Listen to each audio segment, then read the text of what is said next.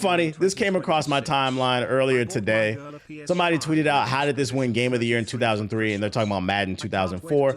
And in 2003, which is a stacked year, it beat Zelda Wind Waker, Knights of the Old Republic 2, Vice City, Soul Calibur 2, Pokemon. Which one is this? I don't know which one this is. Sapphire and Emerald or Ruby. Mario Kart Double Dash, Beyond Good and Evil, and Castlevania. So I'm going to answer this question. How did this win Game of the Year? Because I don't even think they're trolling. I replied to this. I was like, you could tell who was born yesterday. I think they were probably born in the 2010s. You're really young. So if you want to know how Madden won Game of the Year for the Video Game Awards, because before the Game Awards was called the Game Awards, it was called the Video Game Awards, and it was on Spike TV. But this is what it used to be. It's the same thing. So I was there. Now, y'all know I'd be the first one to slander a ball and gun gamer. And also, I would like to state, as somebody who was there, I was 13 in 2003.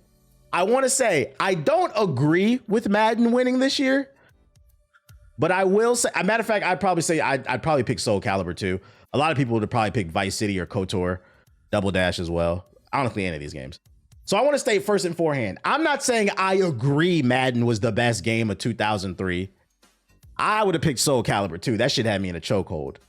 That being said, what I will say is, if there's 1 year, I will let this shit slide. Because one thing you got to understand about the award show is you don't have to agree, but at bare minimum, you have to understand. If there's 1 year I would let it slide, it was Madden 2004. I will let this rock. I've said it. If you follow my content, I've said it on the stream plenty of times. Madden 04 is my favorite Madden. It was the best one with Mike Vick on the fucking cover. It was a fun game that struck a good balance between arcade and sim basketball with a shit ton of features. This is back when EA tried. So that's why I said, I don't think they're being disingenuous or like rage baiting with this tweet. People, you just was not back there. And this is why oral history is very important. This is why you need older people around to tell you, because back in the day, this is before EA had the exclusive license to Madden. So back then, Madden was just another football game. You had Madden, NFL Game Day, NFL Fever. You had all the college football games, NFL 2K. You had mad football games coming out every year. NFL Street. They had to compete back then. So understand, this is before they tried back then, and it was fucking gas. This game, I'm not going to lie. This year, Soul Calibur had me in a chokehold, and I would say probably my second game that had me in a chokehold was Madden. We used to play this game every day after school, me and my buddies, bro. We was going crazy. And you was a bitch if you played with Mike Vick. He had 99 speed. So, you have to understand, for those who don't believe this is a real thing. Somebody replied to that tweet. Oh, but let me. If you weren't alive back then, yes, Madden was really good back then. Before I play this clip, I would say Madden 04, like this run that they had back then in the early 2000s, before the exclusive license came in and they got lazy. I would say specifically Madden 04 is what, in my opinion, NBA 2K14 is what to 2K, if that makes sense. Some people might argue 2K11, but I in my opinion, NBA 2K14 is the blueprint for every 2K to come after, because that was the first one to introduce the park and that style of gameplay. I think Madden 04 is the 2K14 for Madden, basically. It was the blueprint for Madden and everything going forward. So you got to understand, back then, a lot of the features that they implemented were fucking innovative. I say 2K11. Yeah, I know some people might argue 2K11. I'm gonna argue 14, but I'll give you 11. I'll give you 11. I feel like Madden 04 is that game for the Madden community. And then they locked up the exclusivity license and it was all downhill like that. So I just wanted to explain, this is a valid pick for Game of the Year. It's 1A, 1B type shit. And I'm gonna be honest, it would be nice for the industry to get back to the ways of when a sports game was actually eligible for winning Game of the Year. Because even it being nominated against Vice City, Soul Calibur, KOTOR 2, Wind Waker, Pokemon, Double, like this is a Beyond Good and Evil. This is a stacked lineup. Castlevania. For it to even be nominated and win, that shows you how good it is. And this is why we need to find a way to get that exclusive license out of fucking EA's hands, bro. because that's what made them lazy. The games actually used to be good back then. Spike TV, where they had shows like The Man Show. Yeah, that shit was crazy. What did you link though? Somebody was responding to this. Hold on 1 second. I found the clip. You was right, talking about how 2000 gamers were less divided when it came to the genre. Let's see. Playing games generally, they were just playing whatever. So somebody like this could be playing like Final Fantasy 7 and then play Melee and then play NBA Street or something like that. He's describing me, nigga. That's me. That's probably some of you in the chat. I play Zelda, I play Elden Ring, I play Expedition 33, but I play 2K. I used to play Madden until it became dog shit. I play everything. He's right. That used to be a thing. I'm gonna let him rock and then I'm gonna reply to this. Versus now, I think people are a lot more honed in on their taste, right? So because people are more honed in, like, oh, I only play JRPGs, you'll get the same type of person in those communities. Versus back then, you could meet different types of people that played JRPGs. Does that make sense? I don't know if that makes sense. Yes, I've been argued exactly. Shout out to this creator. I've been arguing on this stream for years this shit, bro. Being a gamer in the early 2000s, 90s, 80s, and 70s meant something completely different than being a gamer now. If you would have told me when I was a kid that you were a gamer, I instantly knew off rip there was a high probability that you played Grand Theft Auto, SOCOM, Mario Kart. You played every fucking thing because you just love the fucking game, bruh. Nowadays, the shit is super tribal. People have become too cool for school to try shit. I have some like theories on why it's become that way. I think one of the reasons is I think a lot of people, they get into the game for alternative motives. We're not ready to talk about that. It's not the sole reason. It's not the sole reason. But we do got a lot of people out here that just started gaming because they seen it got popular on YouTube and Twitch. They started making money. Matter of fact, I've told this story on stream. I'm going to tell it again if you haven't heard it. Back in 2016, I spoke on a panel with Matt Pat for being what it was like to be a content creator, like tips and tricks. What the fuck? What's that event in Anaheim? It was some YouTube convention. I spoke on a panel, right? Before my panel, I remember I was sitting in the crowd at another woman's panel and she was talking about being a Nintendo creator. VidCon. Yeah, VidCon. That's what it was called. I was at another panel and I was sitting next to this woman and her daughter, and her mom was like, I guess the Nintendo creator was playing Mario Kart. Her mom was like, wait, so she just plays games and uploads it to YouTube and makes lots of money? The kid goes, yeah, that's what she does. You know, the kid doesn't know any better. And then the mom doesn't know any better either. She's just supporting her kid's hobbies. You know, shout out to the parents that do. Matter of fact, let me hit the... The point is, she was like, they just play Mario Kart and upload it to YouTube and make lots of money? And the kid was like, yeah, I swear to fucking God, she grabbed the little kid's arm. She said, let's go. Tell me what I need to buy. Let's go do it. She's like, let's start a YouTube channel. There's a lot of that going on. And that's why I always say, if you want to get into the content creation space, make sure you love this shit before you do it, because when the highs are high, the lows are low. And I'm gonna be honest, most of you are not gonna make it. Not because I think you're dog shit, not because I think you're a bad person, not because I don't think you're capable. Because statistically speaking, not everybody can fucking make it, bruh. Somebody's gotta be a doctor, somebody's gotta be a lawyer, somebody's gotta drive the bus, somebody's gotta be a janitor. That's how society works. Everybody cannot be a YouTuber. And that's why it's fucking concerning when they survey kids, Gen Alpha, and 70% of them said they wanted to be a YouTuber or a Twitch streamer. Guys, we need plumbers. I'm just saying. So that's one of the reasons. I think there's a lot. And matter of fact, to double down on the ulterior motives, there was 2 waves of new gamers with ulterior motives. And I think they like games, but they don't like them as much. And that's why we've been getting so much data exposing them, like the 86% that didn't play any new games this year, but want to talk about game of the year. I think the first wave of fraudulent gamers came when the first wave of YouTubers and Twitch streamers blew up, like me, because I've been around for 18 years. Come on. 18 years, come on. For those unaware, December 16th is when I started, 2007. Come on, don't hate on me. The second wave happened in 2020 during COVID, when we were all locked indoors. A lot of people went out and bought PS4s and PCs for the first. You remember during COVID, the price of a gaming PC went up. Yeah, my career can buy cigarettes. So I think there's a lot of people that got into gaming that wanted to make content because everybody was locked in the house. And they got into it with different motives, not for the love of the game. And I think what happened is, especially during that second wave in 2020, a lot of those people that tried to become content creators and they were buying all these PCs, that's when I think the whole too cool for school gamers started to come in. The people that are like, oh, I play Madden, but I ain't playing that other shit, the shit with the sword and the wands and shit, bruh. That shit is corny, bruh. I think that's when you started to see that kind of that high school mentality come into play, which is unfortunate because I feel like a lot of y'all are denying greatness. But he's right. I 100% agree. I believe when I was a kid, it meant something completely different to say you're a gamer versus nowadays. Nowadays, I'm not gonna lie. When somebody says they play games, you got to low key shit test them to kind of figure out where they're at mentally. You'd be like, yeah, what kind of games you into? I'm not gonna lie. The first thing that come out your mouth is GTA, Grand Theft Auto, Madden, 2K, FIFA, Fortnite. I'm in my head. I won't say it out loud, but in my head, I'm like, oh, I know what you are, and there's nothing wrong with that. I'm like, you're a casual. I know what you are. So, and the reason I say that is when you say that answer, I'm going to steer the conversation in a completely different realm. Be like, oh yeah, I like GTA. Like I know to keep the conversation surface level, basically.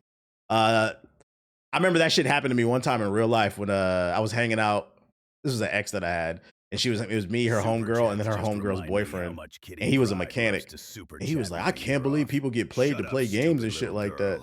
He's like, that shit is crazy. And in my head, I'm thinking, oh, like, yeah, that shit's fucking crazy. I only know about this Grand Theft Auto. But if I see that's where you at, you know, that's where you at. But if I say, if I say, oh, you play games, what are you into?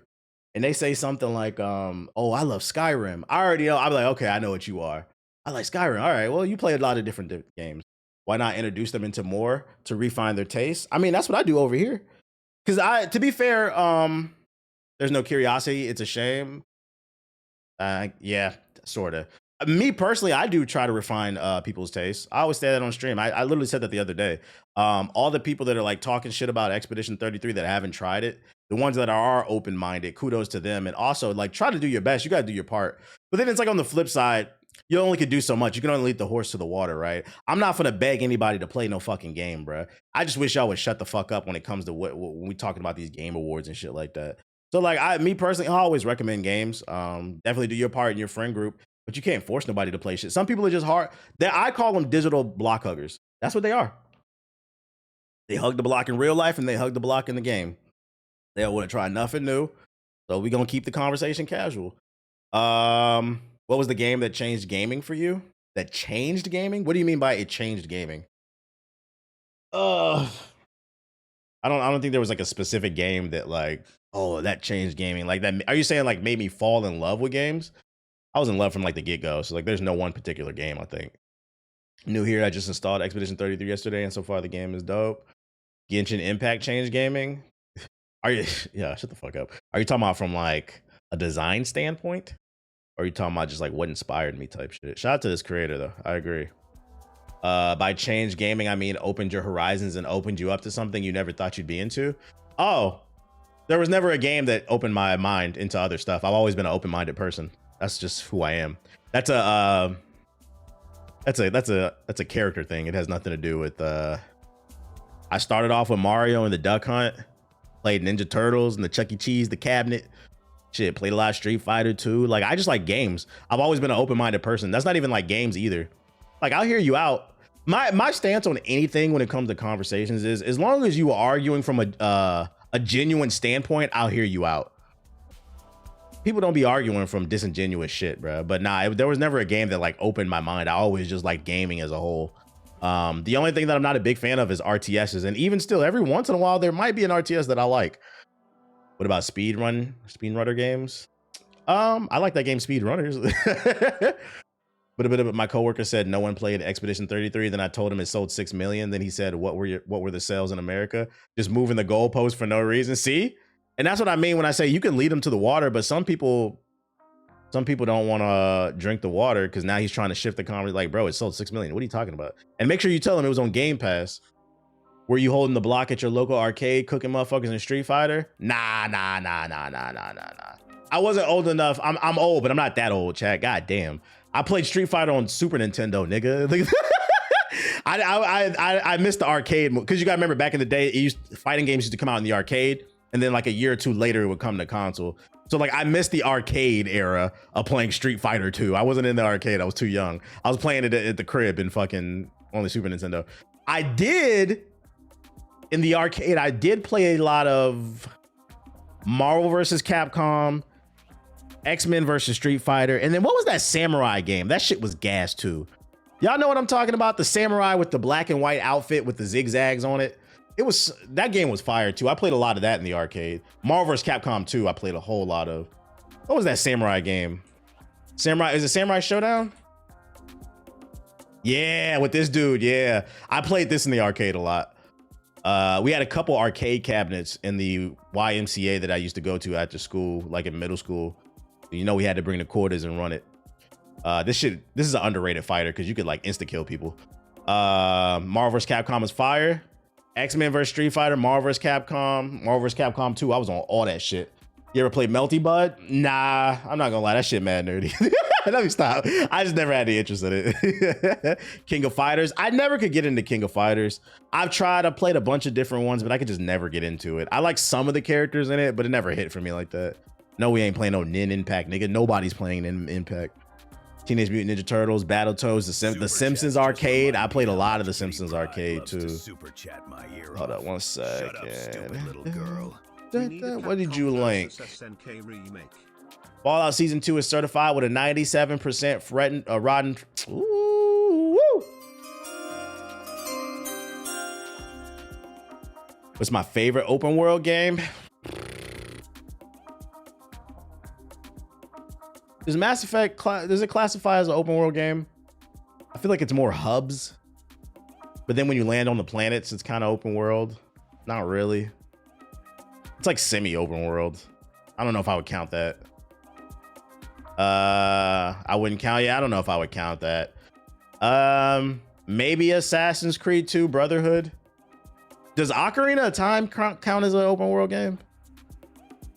I felt like Ocarina of Time was like you know what I put up there? Jak and Daxter, the original Jak and Daxter. That was an open world game. That was a great one.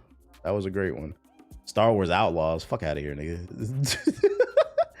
I put Jak and Daxter on there. That was the original PS2 open world game. You know Ball? I know Ball. Ocarina of Time I would consider open world. That's a classic open world. Let's say Brotherhood. GTA. I feel like my favorite GTA is GTA 4. I feel like that had some of the best writing. Saints Row 2. I think what else? That's off the top of my head. AC Odyssey is a great open world game. Some people would disagree. I know that split the community, but I did love AC Odyssey. You were playing that a lot. I was playing a lot of shit, bro. But yeah, shout out to this. It dropped, right? Next episode is December 24th. Yeah, it dropped already. It dropped the 16th, I believe. Elden Ring is a classic. That's a modern classic. Odyssey is overhated. It is, but you know, to each its own. I feel like if you just suspend disbelief and treat it like it's not an Assassin's Creed game and just a fun game, there's something there. Take it with a grain of salt. A behind closed doors showing of upcoming Starfield content took place recently, making those who attended very excited for the future of the game. Then Luke Stevens replies and says, to be clear, as far as I've been able to find, there's only one source for this alleged event.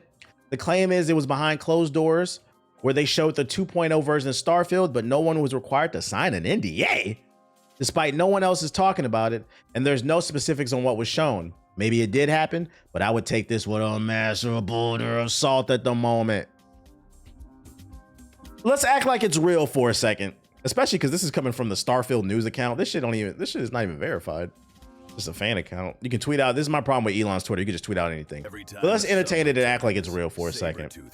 What does Starfield need to do to fix the game? And don't tell me it's not possible, because I know revisionist history likes to act like it didn't happen, but the 2020 version of Cyberpunk was not it.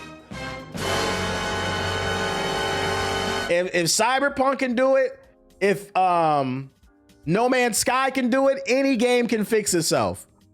Because that launch Cyberpunk was not it, bro. You say, King Cyberpunk had it. We're not going to forget what happened in 2020. I remember I fell through the map 100 million different times. I remember. So it's possible. I think they need to put aliens in this bitch. Cool alien designs with a codex, just like Mass Effect. Give us some good lore. Update the combat and have some type of story that leads into Starfield 2, hinting at a bigger alien conspiracy or some shit, man. But you can't make a space game with no fucking aliens. It doesn't make any sense. Nigga, the only reason humans want to go to space is because we want to know what's out there. Nobody wants to go to space to just walk around. We'll just stay home for that, bruh. It's already expensive to live on Earth. Now you telling me it's expensive to go in space and we ain't gonna look at nothing? Okay. That's what makes Mass Effect great. We went to space and we found big titty, big booty, blue alien bitches, bruh. And they mind fuck you. We want to see more Samara. We want to go to the space strip club, bruh. That's what I'm saying, man. More shipbuilder pieces. Okay, you want to build more ships. Okay. Give me the tentacles. Whoa. I don't know about all that. Starfield just needs not to be boring to me. That's what I said. They need to have some type of greater conspiracy going on. They could do some type of conspiracy where like several corporations are in space mining for materials, trying to fight for power. They find some super legendary rare mineral and they're fucking up the alien ecosystem. So now you're at war with the aliens as well as like other humans. They have to put some type of interesting storyline in there. Yeah, more thick Quarians, bruh. Might have to play Mass Effect now for research purposes. Look up the Asari, bruh. Look up the Asari. I know TBH chose Ashley. I love racism in video games. Not in real life, but in video games, that shit is fucking funny. Because it's so fucking illogical, bro. Anytime an RPG lets me do some crazy shit, I will. Alien strip club sounds like a good time. They're actually in Mass Effect. There are alien strip clubs. Corporations is space fighting for space resources. Fine, I'll play Armor Core again. Type shit. I'm playing through the trilogy right now. I'm curious, did you have a preferred class? The Vanguard class. That or Dep. I like how you made a statement and someone says Shonen Tentacles. Y'all doing too much. If you're not sick of FIFA, good, because more is coming. Netflix partners with FIFA for a new era of digital football. If you're the type of gamer who enjoys playing a bit of football every now and then with some friends, you can start celebrating because a brand new sports franchise is finally on the way. Literally out of nowhere, Netflix and FIFA announced a partnership this Wednesday to create a new title inspired by the 2026 World Cup. That was actually one of my favorite FIFA games. Was it? I think it was FIFA World Cup 2008 on the 360. I played the hell out of that game. According to the official announcement, the upcoming game will be a football simulator developed by Daffy Interactive Studio, which is currently collaborating with IO Interactive on the highly anticipated 007 First Light. Okay, they got a little clout. Despite not having an official title at the moment, the project is scheduled for release in the third quarter of 2026. The goal is allowed to Netflix. You know, now that I think about it, man, I played a lot of fucking sports games when I was younger. Nowadays, I only play 2K and I limited myself to 1 to 2 builds. But when I think about it, I used to be a heavy and ball and gun gamer, bruh. I mean, I played everything, but I played way more sports games. I played FIFA. I used to play Madden. I always played 2K. I played NFL Street, FIFA Street. I played all the NBA Streets. I used to play MLB Slugfest, the arcade one. NFL Blitz. I played a lot of fucking sports games when I was younger. And I just had the epiphany. I'm like, well, what happened, bruh? Why'd I put the ball down? I'll tell you what happened. Fucking microtransactions. Because I'm sitting there thinking, I'm like, yo, I used to play like, I'm dead ass when I say I played FIFA World Cup 2008, I believe. It was on the 360. I played a lot of that shit. It had a fire soundtrack. And I'm like, what the fuck happened? And I'm like, oh yeah, I feel bad for y'all, man. I played virtual tennis too. Yeah, I did. I played Tiger Woods golf as well. I played all that shit, bro. I'm sitting here thinking, I'm like, what happened? I'm like, oh yeah, they fucked it up with the microtransactions, bro. Corporate greed ruined all these games. But the difference is I stopped playing a lot of this shit because of it. I'm not playing that shit, bro. And the one I do play, I limit my spending. The only thing I didn't play was NHL. The only hockey game I ever played was Wayne Gretzky's NHL 98, I think. On the N64, it was pretty fun. But I think, yeah, my first FIFA game was FIFA 98. The one that on the main menu, it had that song, woohoo! Dun, dun, dun, dun, dun, dun, woohoo! I used to sit at the menu though as a kid because I think I was 7 or 8 at that time. Woohoo! Yeah, I played Blitz. Oh shit, that's a deep cut. That shit was fire, bruh. I hope this is not a mobile game. Hey, listen, anybody from Netflix, if y'all see this shit, since you guys are working on, because EA is no longer called FIFA, it's called FC Football. Since you guys are creating a competitor to EA's football game, if you want to grab some of that market, please just make a fun football game with a bunch of different modes in it. Shit, maybe even a story, maybe even a street mode in there as well. And no microtransactions. Don't put no Ultimate Team card pack mode in there. Don't do it. That will give you a crazy advantage over the competition. And also make sure this is a full console PC launch. The only thing that scares me about this shit is it's made by Netflix, and Netflix only makes mobile games right now.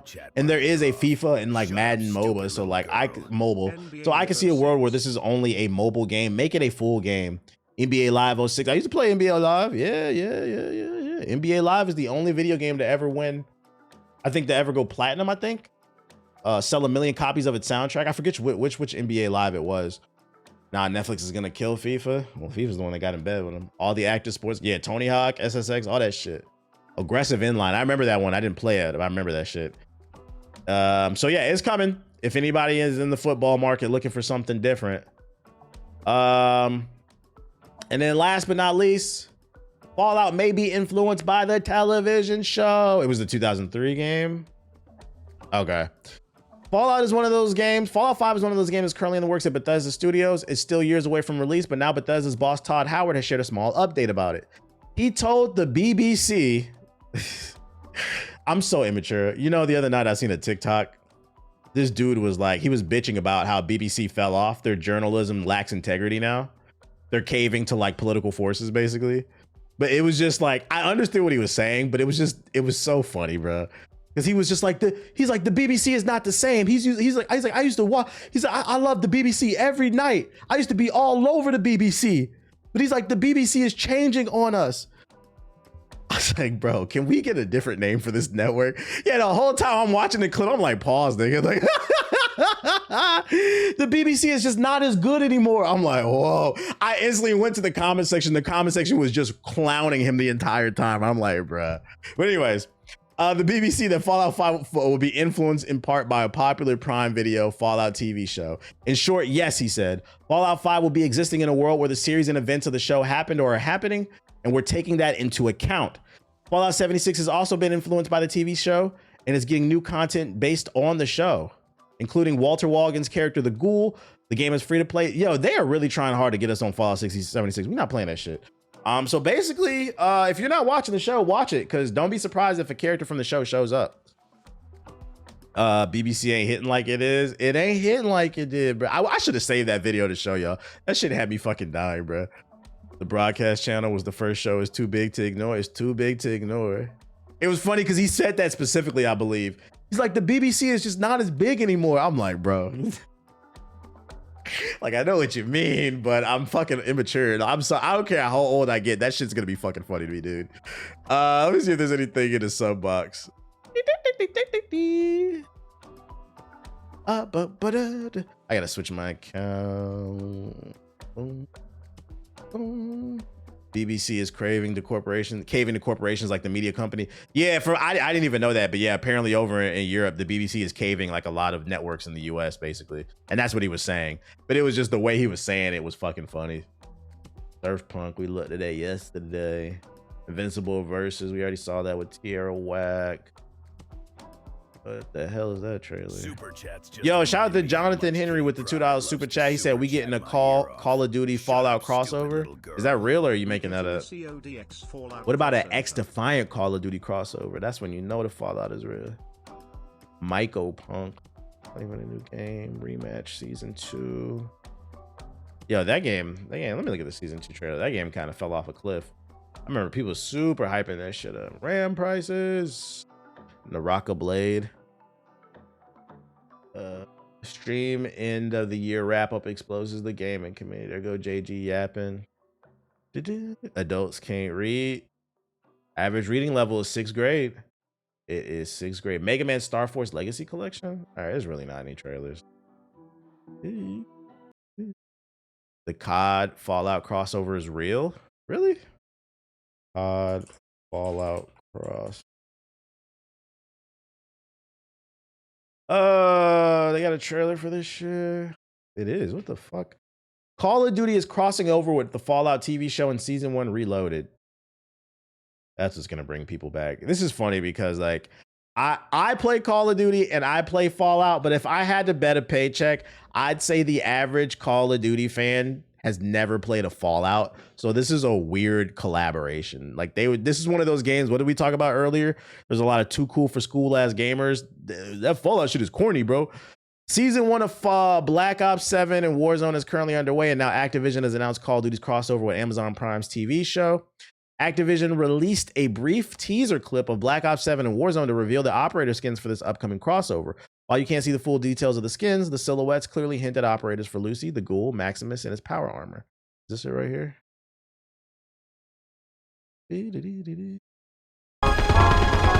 Oh yeah, so that's all the main characters. Lucy, the Ghoul, and then that's the black dude, right? Max, I think his name or something like that. So it's funny because they say we're going to listen to the community, boots on the ground. We're going to get back to being what Call of Duty is. Now you're going to have fucking ghouls and power armor, Fallout power armor. If you never played fucking Fallout, this is funny. If you've never played Fallout, but you play Call of Duty, you about to see fucking 100-foot niggas in Gundam suits running around in this shit, bruh. This is fucking funny, dude. We listen to the community, and that's why we put this dumbass shit in the game. Yeah, it's gonna have a crazy hit. You're dumb if you buy this fucking skin. You're gonna have a crazy hitbox. You won't be able to hide behind any corner because your damn armor always gonna be sticking out. But hey, if you like it, we love it, I guess. They gonna let me use the VATS team deathmatch? Nah, they ain't gonna let you use it. They gonna cheat. I mean, people already got that shit though with the wall hacks and shit like that. That's fucking funny, dude. Fallout demigods. Look at this season 2 trailer. Who's coming back for season 2?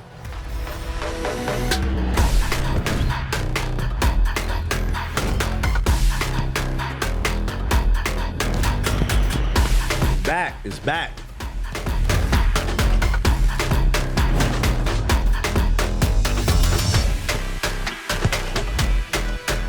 You know what's funny? I thought that this game was gonna last much longer, but like it kind of just died really quickly. The way people was hyping it up. I think that's what sucks about live service games. This is a good game. Even if you make a good game, people will switch up on you for any reason, especially because these live service gamers, they're ADHD gamers. Anytime a new live service game comes out, ooh, new piece of candy, piece of candy, piece of candy. There's a new live service game? Like, let me tell y'all something, right?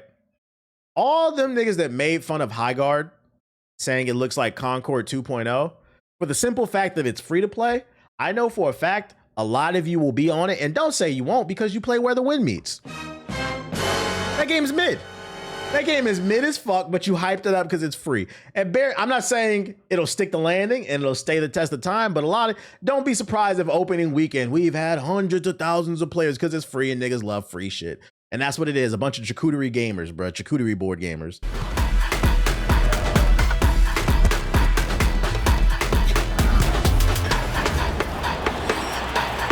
Nah, it was buggy as hell from the start.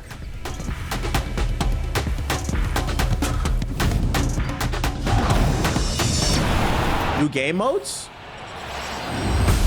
The player base killed it, in my opinion. They used exploits. You can have some good matches every so often, though. Damn, so they was cheating in this shit?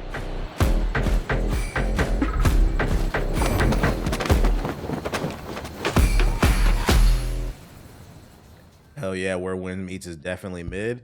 Hey, and you're allowed to enjoy mid, but stop talking like that shit is fucking a game of the year. That shit not nominated. Yo, it's not nominated, bro. That's a free-to-play game that you tolerating because you broke. Let's see. Mega Man Star Force Legacy Collection. Where the mid meets. Do live service games typically have long lifespans? No. I mean, Rematch is an example. I mean, we could pull it up. Rematch was one of the hot. The month Rematch came out, that was one of the hottest games of 2025. Damn, this shit loading slow as fuck. We can look it up right now, though, the numbers. If this shit will fucking load. I'm about to switch off this damn web browser. I swear to God. Let's see, Steam, DB Rematch. Hopefully this second one loads. There, oh, now you want to load. So, yeah, this is one of the biggest games of the year. There's only 3,000 people playing right now, and it peaked at 5,000. So for a game that everybody was talking about early in this year, it hasn't even been a year. It's really only been like 6 months, hasn't it? This game is pretty much dead because it's gonna go downhill. It peaked at almost like 100,000. You add the console. If there's 3,000 people, right? If you add the console in there, I doubt there's more than 10,000 players. Is it free? Is this game free? I don't know. I don't think it is. Collabs are keeping Fortnite alive at this point. To a degree. Fortnite has something going for it that I think a lot of other games don't.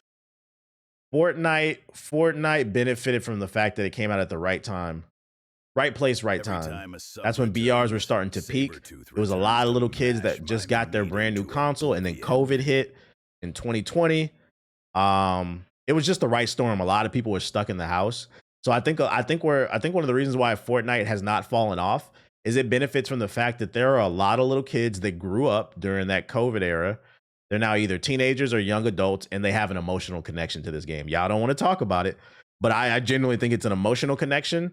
And when I say emotional, I mean emotional as a whole, but also they're financially invested in it as well. People bought like a bunch of skins and shit like that. Which is, I think that's something JG was talking about with these live service games. We're seeing things that we've never seen before. We didn't have live service games when I was a kid. So you're having this new group of gamers who are super emotionally tied to shit, and they will not get off of it because they have so much money invested. And like they had a lot of good times during the game. I don't know. I want to talk about it. Fortnite is one of the greatest comeback stories in gaming. It was initially failing till they went into the BR. I saw Fortnite before it even came out. I saw Fortnite. I'm pretty sure I told this story, but if you remember Paragon, which is now a predecessor, we got invited to Epic Game Studios to preview the new build and look at the new characters. This is right before Vamp had came out, whatever that vampire chick's name is. Originally, they were calling her Vamp. It was the code name, the one with the 2 swords. So we went to go preview her and look at the new features. And we're getting a tour of Epic Game Studios. And I remember we were walking past one room. I swear to God, it was one room with like 3 computers in there and 1 developer in a fucking corner. By the way, Epic Game Studios is a campus. Blood Rain, yeah. I played Blood Rain before she had came out. Or no, Countess. Yeah, her name is Countess. Blood Rain's a different game. That's a different vampire game, but Countess is her name. It's a big campus. Only thing they were talking about is they were showing us all the trophies from like the Gears of War days, and they were talking Paragon, and Paragon is the future. And there was a little game. They were in the corner with 1 developer, 3 computers. The other 2 developers must have been at lunch or something like that. And they said, we was like, oh, what's that you guys are working on in the room? He's like, oh, this is a game we haven't announced yet. It's called Fortnite. This is before there was BR. It was just Fortnite Save the World. And we went in there, we looked. I remember me, JG, and Ethos looked at each other and they was like, if you want, we can give you codes. You can get early access to this shit. We was like, we play Paragon. Like a year later, fucking Fortnite was like the biggest thing in the fucking world, bro. Should have took them damn codes, man. Shit was fucking funny. So it's interesting. It's always interesting to see how much for Fortnite, because I seen it before it ever came out. Yeah, the rest was history. But yeah, that's the thing with these live service games. The problem is a lot of them are charcuterie board gamers. They just like to taste test shit, and there's always a new one coming out. So unless they have a ton of money invested, like Fortnite, they tend to move from one to another. That's why you see the first depressant? That shit died off real quick too. Paragon was one of my favorite experiences. Yeah, that was peak in 2016. Let's see, Mega Man Star Force Collection. Geostellar, on the air.